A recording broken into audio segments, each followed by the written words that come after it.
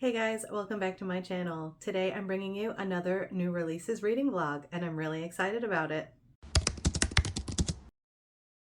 So I do just want to say that this is going to be a spoiler-filled vlog. I found it really hard not to do spoilers last time, so I figured why not? It's my video, I can do what I want. So there's going to be spoilers and there's going to be a lot of them. If you haven't read the book that I'm talking about yet and want to skip, feel free, but do read it and come on back. I'd love to hear your thoughts on it too. I'll be starting off this reading vlog by picking up Hoarded by the Dragon by Lillian Lark. This just came out the other day and I started it last night and I'm having a really good time with it so far. So this one literally starts off with a bang. At the beginning of the book, we have Katee, who is breaking into the dragon's lair. Kalos is the dragon and he ends up catching her mid-act where she's trying to steal one of his figurines, and she ends up bargaining with him so that he doesn't kill her or turn her into the authorities. And the bargain is that she will help him through his heat that he is in the process of having, and she will get the figurine in return once his heat is over. I've read a little bit more than that so far. I did film a clip this morning that I'm going to put in next where I am pretty much reacting as I'm reading, so I hope you enjoy that. I love Stella's reaction to her telling her that she slept with the dragon in exchange for the figurine. Stella is her friend, by the way. Oh god, her amulet doesn't work. Her birth control amulet. She just found out that she has to charge it every year, and she definitely has not been doing that. So he did mate her when he bit her. He just doesn't realize it, I guess. Interesting.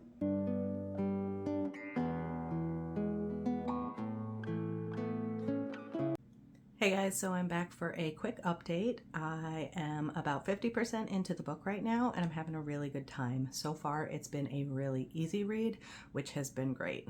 There is definitely a lot of pregnancy talk in this book, so if you're not into it, this is going to be a no-go for you. Ever since they had sex the first time, Kalos has not wanted to touch her again. He's been staying pretty much far away from Katrina as he can unless he is needed there. Right now, they are cuddling at night and in the morning because she needs the heat from him in order to incubate the baby, because normally dragon babies are made in eggs, but she is having a live birth, so she needs to suck up all of Kalos's heat in order to help the baby grow. During this time, they've been talking a little bit more, which has been nice, and we've gotten to see some of Katrina's backstory and really understand where she's coming from.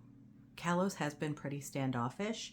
His beast side is warring with his somewhat human side, and they are fighting because his beast side really wants to be around Katrina, but his human side doesn't because of all the stuff that he's lost in his past. So he's trying really, really hard not to get attached to her, and it's causing some tension between them. There was a cute scene though where he really disliked her robe so much that the next day she woke up and found 10 different robes in her closet of better textures and styles because he did not want her wearing the one that she brought from home, the raggedy old one that she had. Oh, and Stella is Leonid's daughter. He's the bad guy in this series right now. He actually is the one that hired Katrina to steal the relic in the first place. They wanted it so that they could actually trade back with Kalos because they are looking for access to a Fae gate. They want to be able to bring over Fae as slaves, and Kalos does not want this, so he's trying to figure out how to get the relic back without having to trade with them.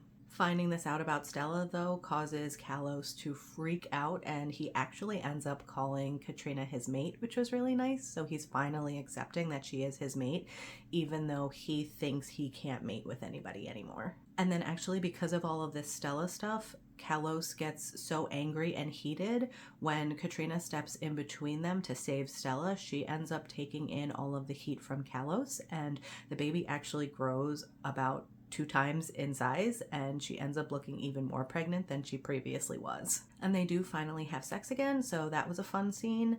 I did forget to mention earlier that he has 2 penises, so that was fun, and he is all about consent in the beginning. He kept asking her if she was okay with this, so that was nice to see in a monster romance. And then quick thought back to Stella.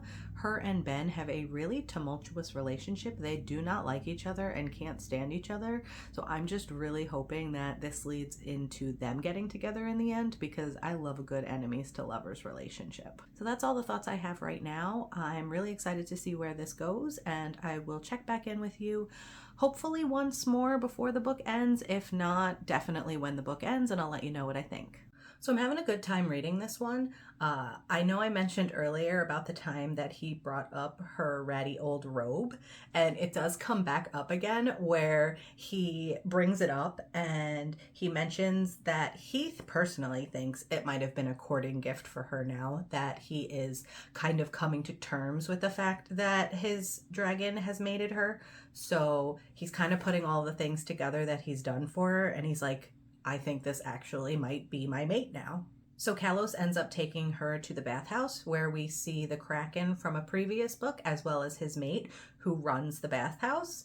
Kalos is actually there looking for her help since she's a witch. She can see the soul threads, and he's looking to see if she can help him mate Katerina. Luckily, she's going to help, but one of the things she tells him that he needs to do is become one with his dragon. Since he's pretty much separated himself, he doesn't want to have to think about the wife and son that he previously lost. So his dragon is like separate from himself now, and he needs to put them back together and become one. So he is working on that. It's not going great. I feel like he was really into it for a little bit, and then one big thing happened where Katerina finally goes down to the caves and she ends up falling and hurting herself and has to call him, and he comes down to get her, and he's super angry that she went down without him, and he pretty much like storms off in a huff after he saves her and is like, I'm done with this, we're not doing this anymore. So that's kind of where I left off. I'm interested to see what is going to happen next though. But one other thing that I was excited about was we meet his godson Gage, and Gage actually tells Katerina that she is going to be having a baby girl. So I guess dragons can sense other dragons, and he's able to tell that it's a girl. She was completely surprised, as was Kalos, since he never thought to reach out and try and connect with the baby that way. But I'm excited to see what they're going to name her, and hopefully she comes before the end of the book so we get a little bit of her in it, but we'll see what happens. Oh, and one other thing that I really enjoyed was before he decided to be a jerk to her, he actually gifted her a whole painting studio where she can paint. He got her new paints and really high quality paints, as well as new brushes and all of this stuff for her. So Katerina has never been gifted something like this before, so she's really excited. But I'm kind of mad that he's now turning out to be a jerk again after doing all that for her. And I'm really interested to see where this goes, even though it's a romance, so I feel like they're going to end up together, but I want to see some groveling from him. So I'm back with my final update for Hoarded by the Dragon, and I'm just going to pick up right where I left off. So like I said earlier in the video, Kalos ends up disappearing for a little while to become one with his dragon, and during the time that he's gone, his house actually gets bombed by the Leonids, which is the bad guys from this one, if you remember before, and Katerina has to go into hiding. So she ends up going back home really quickly to pick up some of her stuff, and Nemo, her old mentor, is there. He actually finds out she's pregnant and pretty much tells the Leonids right away, and they start coming for her. So she has to leave in a hurry. She ends up going to the bathhouse, and they are going to protect her. So after getting to the bathhouse and seeking refuge, Katerina and Rose, who's the witch from earlier, end up bonding a little bit because they're both pregnant at the same time. One funny thing is their cravings. Katerina has been craving like hot spicy foods because she's pregnant with a dragon, and Rose has only been wanting fish because she's pregnant with a little baby kraken. And then getting back into the thick of it, once Kalos comes home, Stella ends up turning up with the figurine. She actually ended up going home and stealing it from her family to bring it back to Kalos because she wants all of this over with and does not want them fighting. And then when they're talking and trying to figure out a plan, Leonid ends up calling, saying that he has Katerina captive and that Kalos has to show up at the Fae Gate and turn it over to him so that he can have Katerina back. We find out, though, a couple minutes later when somebody comes from the bathhouse to tell Kalos that Katerina is staying there, that they really don't have her and that they're lying. And this angers Kalos even more, and they end up coming up with a plan to take the family down and pretty much kill everyone, and then have Stella marry somebody called the Devil, who ends up being a gargoyle, and he's going to take over so that Kalos is able to wipe out the Leonid family. Ben does not seem happy about this, but he doesn't voice his opinions, and Stella ends up going through with marrying the gargoyle, and Ben ends up walking out of the wedding because he does not want to see this. So I think I was right, and we are going to get Stella, the gargoyle, and Ben in the next book. I'm really hoping that we get a poly romance in that one. Once they get to the Fae Gates, a huge fight incurs. Kalos pretty much kills all of the Leonid family and then turns his dragon fire on the Fae Gate itself and destroys that. Doing that, though, the Fae Gate is magic, so it pretty much ends up like sucking the magic out of Kalos and turning him into like a rabid beast. So they end up having to go to the bathhouse. Ben goes there and picks up Katerina to bring her back, saying that Kalos is like in a fit and Katerina needs to be there to calm him down. So once Katerina gets to the fight, she ends up going over to Kalos to calm him down. Katerina has Fae blood, though, so she's able to do certain things, like she can sense when things are going wrong, and in turn, she is able to pull all of the magic that is eating away at Kalos into her own body, but something happens and it actually goes to the baby, and she can't really feel the baby kicking anymore, and she's worried because she can't disperse all of this magical energy. So Kalos ends up coming out, thankfully, and taking her back home to try and recover. At this point, though, I was super worried because we only had like 10% left of the book, and I was like, we can't lose the baby now. This is not going to be good. But thankfully, the baby was fine and everything was good. Seeing as we started on a bang, we actually end on a bang as well, where we get some DVP from Kalos's 2Ps. It's actually nice, though. He brings up the consent thing again. She says, what if I don't like it? And he's like, well, then we can stop. That's okay. It's totally fine. I did enjoy seeing that in this book. And then in the end, the baby ends up being born. They name her Evangeline, and she actually can kind of shift between being human and being dragon. So she has like little scales like her dad, and then when she goes to mom, she's fully human. I'm really happy with how it ended, and I'm glad everything turned out okay. I do wish there was a little bit more development between Kalos and Katerina's relationship. I feel like when he came back, he ended up just like being all for her, and I kind of wanted to see a little bit more groveling and just them being together more. I feel like there wasn't a whole lot of time spent together. So overall, I'm really happy that I read this book. I ended up really enjoying it. I gave it 4 stars, and I can't wait for the next one from Lillian. So the next book that I'm going to be reading for this vlog actually just got here, so I'm going to be unboxing that for you. I'm super excited about it. Let's take it out. So, from Barnes & Noble, I got Hunt on Dark Waters by Katee Robert.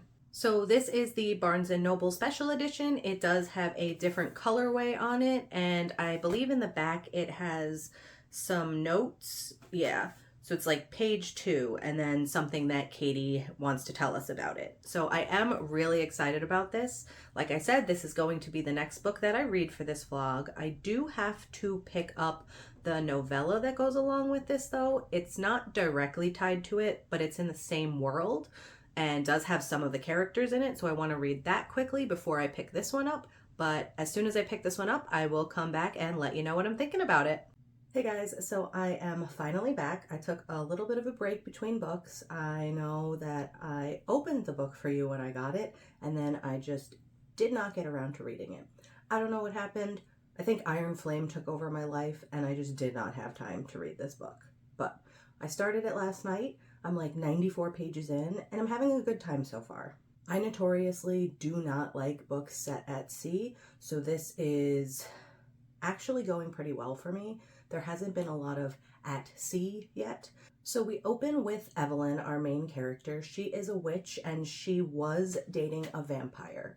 They end up breaking up in pretty much the first chapter, and in this vampire's house, there is a magic portal that Evelyn decides she's going to jump through to escape. She's only escaping because her ex-girlfriend is a vampire and her vampire family is coming, and I guess witches and vampires don't get along, so she needs to leave immediately or they're pretty much going to kill her. So she ends up stealing some jewelry from her ex-girlfriend and jumping through this portal and blowing it up on the other end so that Lizzie cannot follow her through. Then on the other side of the portal, we get Bowen, who is the captain of his ship, and they find her floating in the ocean. So they take her onto the ship and they give her a choice. She can either join the Wild Hunt, who protects the waters of Threshold, the place where she's ended up, or she can be thrown back into the water and die pretty much. Obviously, she chooses to join the ship, but in her head, she plans to escape at the first chance she can get.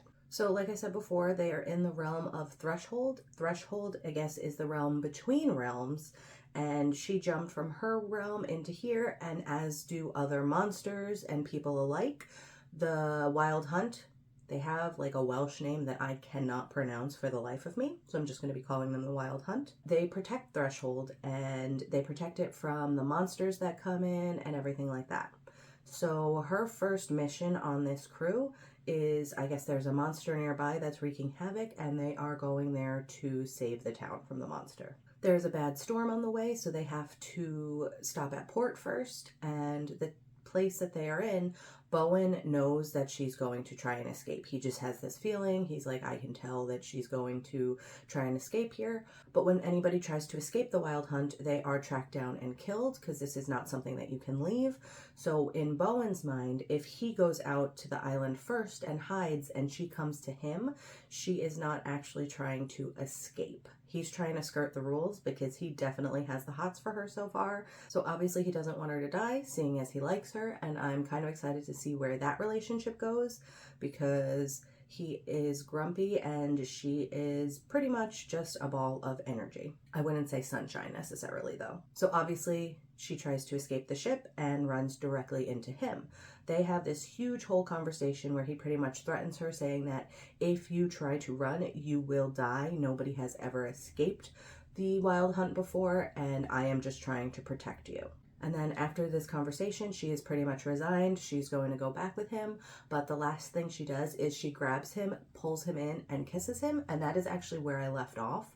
I didn't want to spoil anymore and I had to go to bed. So I'm excited to pick some more up today. And I will get back to you and let you know what else is going on in this book. Hey guys, so I'm here with my final check-in for Hunt on Dark Waters by Katee Robert. So I feel like I flew through this one pretty quickly. Katee's books are quick reads and I really enjoy them all. I think I said this before, but I notoriously do not like books set at sea, but this one was actually pretty good. I really enjoyed it. There wasn't that much at sea, so I think that helped in regards to this book, and I am definitely going to be picking up the next one. So picking up where I left off, they were making out on the island, and a cat sith, which is like a monster, comes out of nowhere and starts attacking them. Bowen is slightly confused that he knows what it's called because he's never seen one before. I think this is the island that Bowen grew up on, and he just doesn't realize it yet. Throughout the book, we kind of get hints that he might be thinking this too, because why would he know what this is called if he didn't grow up there or have some connection to that island? So I'm really hoping that in the next book or next books in the series, we touch back on that a little bit. So they do end up fighting the cat sith. They don't kill it though. Evelyn lets it get away, and she's kind of changing the way Bowen thinks about things. And you'll see that when I talk about the next monster that they get to. So they were headed over to take care of a sea monster that was killing people on a different island. This was just their stop-off island. So when they actually get to the real island, they realize that it's a dragon. And the dragon is actually just a mom who is protecting her baby dragon. So Evelyn is like, why are we killing this dragon? We need to talk to the people on the island to see if something bad is happening here or if it is just protecting its young. So they're aware that it's a dragon, but nobody called the Wild Hunt to take care of it. Even though it has killed people, they were kids that went out knowing that they shouldn't be antagonizing this mom dragon, and they got themselves killed. It didn't actually go after them in the first place. So now Bowen is seeing that he thinks the Wild Hunt are making false claims, and maybe he isn't supposed to be killing all these monsters that are maybe doing no harm. And in doing this, when they're off the boat, Miles, who is the first mate on the boat, actually ends up staging a coup and taking over the boat and leaving them there on the island. So now with Evelyn around, Bowen is noticing things that he didn't really let bother him before. Maybe there are false claims being made and he's never checked on any of them before. He just took everything at face value. So he needs to be a little bit more understanding and kind of do his own research now. So while they're stuck on the island with nothing else to do, obviously they're going to have some sex. Katee writes really good smut scenes. She is one of my favorites for that. I've read quite a few of her books, and this one did not disappoint at all. But the next boat comes to town, and Lizzie is on it, the vampire ex-girlfriend. She has come to hunt them down.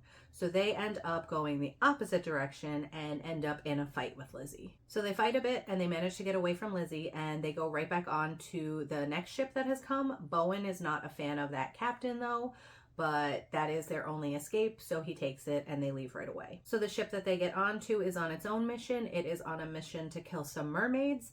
Apparently Evelyn does not have a problem with killing mermaids since they are vicious, so they go and help with that. Bowen actually ends up getting bit by a mermaid and killing them all when the captain actually wanted him to let them onto the ship so he could go into berserker mode because he likes to kill things. And since Bowen ended up killing them all, the captain was not happy. So he actually kicks them off the ship and leaves Evelyn and Bowen at the next island that they stop at. Luckily, that ship's second in command, Knox, is friendly towards Bowen and Evelyn and tells them that there is a safe house nearby and to go there and wait for help. So once again, they try and get off the island, but Lizzie appears. They end up having a fight, and in the end, they end up talking to Lizzie, and they team up to get her jewels back and kind of to send her home.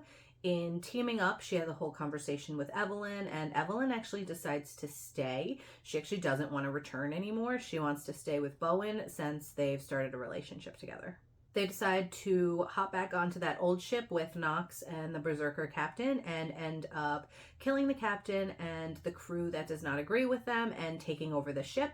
They set Knox up as the captain so that they can continue on and hopefully meet up with the Crimson Hag, which is Bowen's old ship, so that they can get back Lizzie's jewels.